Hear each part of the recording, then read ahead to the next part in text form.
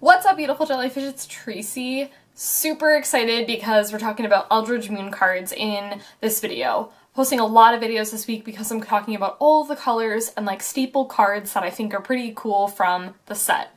I'm not going to be talking about all of the cards, and I'm only really going to be talking about the cards in terms of like if I think they're going to be good for like pre-release events, like sealed events, or like draft events and things like that. Because talking about other formats would just like take a while and whatnot, and it's really hard to see like how these cards are going to be used in other formats. You know, I always think that's really tough. So, yeah. I was actually looking through blue cards, and I was looking at it as a whole, and when I do this type of video, I look at it very differently than when I look at the whole set, because the whole set I'm looking through like a bunch of different colors, and I'm looking at it as a whole. But this time I'm looking at this individual color and how I think it works. I am very underwhelmed by blue in this set. I have been feeling like recently a lot of the past couple of sets with blue have been very underwhelming. I haven't been like, yo, this card's nuts for a lot of cards. And I'm not just talking about Rares and Mythics, I'm talking about commons and uncommons too. If you're someone who plays draft a lot or whatever, you know, a lot of people like pass by the commons and uncommons, and I'm like, yo, like that card is nuts in draft or like whatever. So these were cards that really stood out to me as being like things that I think are going to be cool. I, for one, don't know how good blue is as a second color. I think it's a better splash color if you have like the majority whatever, but that's how I felt about blue for kind of a while. I felt like blue usually works as a splash color, not usually as a color that stands on its own, because a lot of what blue does is it has like bounce spells and things like that. And you know, when you're there's different types of decks when you draft, and you know, pre-release I guess is kind of different, but like different decks when you draft, when there's like, okay, this deck is really good. And the thing that blue does is blue has like counter spells and bounce spells and things like that, and those are good, but like you want creatures, like you need creatures, like, you know, don't be like, yeah, you know, there's decks that can work that do well if you have like 11 creatures or something, but like ideally you want like 16 to 17, sometimes 18, like it just depends on your deck, depends on what you're doing. So I feel like a lot of times blue does a thing where its creatures aren't super amazing. It's a lot of like the counter spell, like not even counter spells, but like bounce spells and things like that. So these were cards that I just noticed that I was like, as a scan through, I was like, these cards are pretty cool, so I want to talk about them. But yeah, like I said, I'm really not that impressed with blue this time. I'm just not really. Let me know what you guys think. Maybe some of you were like, hey, I think it's great, but from my perspective, from just glancing at it, I'm not very like, yo, color's nuts. Like, you know how in, what block was it? It was, what was the set before the Eldrazi Menace? The set before that had Rock Smallers, but it was the set after Rock Smallers. I don't remember. It wasn't Origins. Now this is bothering me. I don't remember. That set had green and it was nuts, but the set after it it didn't have green. I don't know what I'm talking about. We're just gonna like continue on this video. Okay, so the first card I want to talk to you guys about is Identity Thief. And I saw this card and I was like, yo, this card's really sweet. So basically, it's whenever it attacks. It doesn't even have to do combat damage, which is like really, really awesome. So it attacks, and you get to exile another non-token creature. So it doesn't have to be a creature you control, it can be an opponent's creature. You exile that, and then Identity Thief becomes a copy of that creature. So if your opponent's got some juicy stuff, you're like, yo, I want Identity Thief to become a copy of that. It says the word may in there, which is really, really important, because you don't have to. If you really like your whatever, you don't gotta change it. It's just the May ability. And then it goes back to the battlefield at the beginning of the next end step. So the art is sweet. I like the flavor of this card. I think it's a really, really good card. I think it's one of the best blue cards in the set, and I'm excited for it. Okay. Then we have Nebelgast Herald. Where on earth do they come up with these names? I would love to understand. Okay, so then, this card. So, I've said this before, I'm a huge fan of, like, Ambush Viper cards. Cards that just come in and block and attack and do something else, and your opponent's like, you have no cards that you can cast, and you're like, I got some flash creature. So, yeah, it casually has flash. It's got flying. I love flying. And then, when this or another spirit, super important, love that spirit tribal, you just get to tap a target creature. So your opponent is like, I'm gonna swing in with this huge thing, or you go in to swing with something, but your opponent's got a huge blocker and you can't get through it. You can just flash this in and then, you know, tap their thing. And then after it does its thing, if you don't have that many other spirits or something, like, it works well just on its own, but if you have that spirit tribal going, it's like really great and it synergizes really well. You just get to tap something, and then it's a flyer. Card's good. I like it. Okay. I remember seeing this card, and I was like, this card's just funny to me. And that is Imprisoned in the Moon.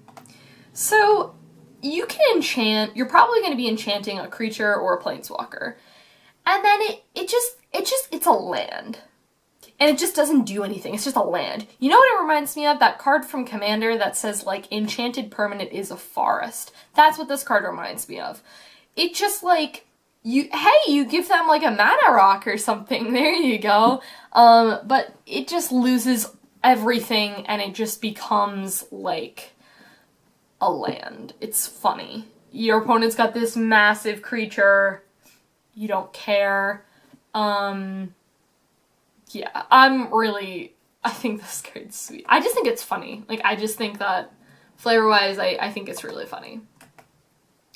Okay, so this card reminds me of our lovely little friend, our Scry Fish, and that is Geist of the Archives. So not only is it a defender, not only is it a thing where at the beginning of your upkeep you get to scry, sounds good to me, it's a 3-mana 0/4 defender. It's a really nice wall, it's a really nice blocker, something that's going to be really good when your opponent like attacks with a bunch of creatures and you're like, block with my wall, and then you just get to scry on your upkeeps.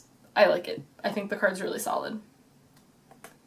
Okay, then we have Curious Homunculus. I feel like I'm saying that word wrong. Probably am. So remember when people were really excited because they were like, yo, this card is sweet. Okay, so basically, it's a 1/1 and you get to add, you know, colorless to your pool to cast an instant or a sorcery. That's cool. And then this is the second thing I think is really interesting because normally I feel like it would have it. I don't know. When I look at it, I think it's just really interesting. So if there are 3 or more instants and sorceries, you get to transform it. So for 2 mana, then it's a 3/4 that's got prowess, which is nuts, and then your instants and sorceries cost 1 less to cast. I think, like, if you're doing that whole, like, there's probably going to be, there's always, like, that prowessy, like, instant sorceries deck. I don't know what the other color would be with it, blue and something else. There's like a lot of instant sorceries. I think this card is like super good in it. It's just a really nice body. It's got a 3/4 with prowess. Yeah, card's really good. And then we have Exultant Cultist. Okay, so basically it's nothing fancy at all. It's an attacker, it's a blocker, whatever. When it dies, you draw a card. It's nothing fancy, but it's a really nice body. And, you know, when I was talking about earlier about like blue, like needing a little bit of help in the creatures, I think this card does a really good job. Then we have Spontaneous Mutation. There's some actually really solid enchantments in this set. I'm pretty impressed by the enchantments, which is why there's that card, that white card that I just talked about, which is like destroy target enchantment. A lot of times those cards are not super useful, but I think this time this card is super helpful because there's a lot of enchantments that enchant creatures. There's a lot of auras. So basically, 1 mana for something that basically stalls, like, that basically just takes down the power of some creature is just really nuts. Like, even if you just have, like, 3 things in your graveyard or whatever, like, honestly, who cares? You just get, like, 3 things and then it gets, you know, it just stops your opponent from basically attacking with their creature and just turns it into a giant wall. I like it a lot. I remember when this card got printed and people were freaking out over the art because I guess it's a reprint, but turn aside. I am usually not a huge fan of counter spells in draft. It's not something that you really necessarily want to be doing, especially, you know, something in this set is people have a lot of ways of getting things back a lot of times. So Exile Super Key in this set. But you know what? I like this a lot because it's a 1 mana counter spell. Like, someone just goes to counter, like, goes to, like, kill something. And you're like, counter that, get that out of my face. Yeah, I like it. I think it's a really good counter spell. I feel like this is a card that we're gonna see in Eternal formats, but I'm not too sure. Okay, then we have, Indigenous Chabad, or whatever, totally saying that wrong. Everything fine. Okay, so, 3 mana for a 2/3 with prowess, I like it already, and then 3 mana for a 2/3 with prowess that you get to, like, buff is super good. What I really like about this is that it makes, like, attacking and blocking for your opponent, like, really difficult, because they're like, how much can I afford to block with? What if they cast an instant or sorcery spell? Which is why it's always really awesome to save your things that you're going to do, like, on your main phase until after you attack, so that you trick your opponent and they're not sure what you're going to do. But yeah, I think this card is super sweet. I really like the cards that you can, you know, manipulate with plus one, you know, that whole thing. Yeah, I think the card is really good. There's a bunch of cards like that, and I think they're all sweet. Okay, then we have Niblis of Frost. So this is a card that I like think is really sweet. The cards that are blue in this set that are good are like really good. Like I really like them a lot. So first off, it's 4 mana for a 3/3 with flying. I like it already. And then it's got prowess on top of that. Oh my gosh, yeah, sign me up. And then whenever you cast an instant or sorcery spells, you casually just get to like freeze their creature for a turn.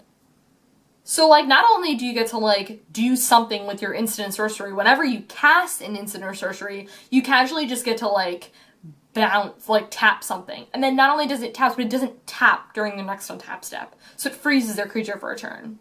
I feel like the more I'm talking about blue, the more I'm actually getting excited about it, because I think the cards that are good are really, really good. So, yeah, I think this card is, like, super good. Without that instant or sorcery ability, the card is already nuts, and then on top of that, stapled on is just amazing. Okay, and then we have Dosent of Perfection. Okay, so basically, hold on, let's see this card. Okay, so first off, it's 5 mana for a 5/4 flyer. I like it already. And then on top of that, whenever you cast an instant or sorcery spell, you can actually just get to put a token onto the field, and it's a wizard. And then if you have 3 more wizards, you get to transform it. And then it turns into a 6/5 flyer, and then those wizard tokens that you made, or those other wizards that you have, casually just get +2/+1. And they have flying. And then whenever you cast an instant or sorcery spell, you just get to put another human, like, this card is nuts. Like probably just gonna be like a 12-cent card, but like, oh my goodness, is this card like just like absolutely, absolutely insane. I'm super excited for this set. For this card. I think it's like really good. Alright, yeah guys, that's it. That's it for blue cards that I think are really cool from this set. Yeah, I will talk to you guys in my next video, and have a good day.